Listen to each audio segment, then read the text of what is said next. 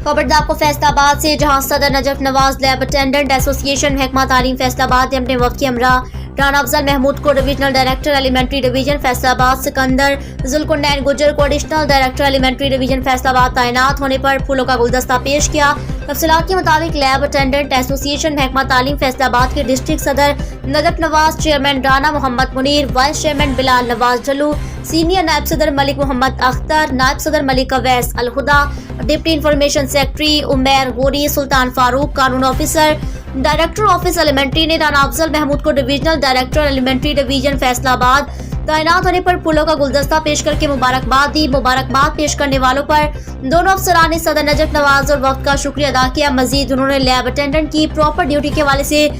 School सरबराहान के नाम notification जारी करवाने, लैब अटेंडेंट की अपग्रेडेशन की कोशिश जारी रखने, फैसलाबाद में बोर्ड इम्तिहानात में बतौर निगरान ड्यूटी लगवाने, मर्दमशुमारी में बतौर शुमार कुरिंदा ड्यूटी लगवाने, इलेक्शन में बतौर पोलिंग ऑफिसर ड्यूटी लगवाने पर डिस्ट्रिक्ट नजफ सदर नवाज की काविशों को सराहा, अपने तावन की मुकम्मल यकीन दहानी कराई। हौसला अफजाई करने पर डिस्ट्रिक्ट सदर नजफ नवाज ने इनका शुक्रिया अदा किया।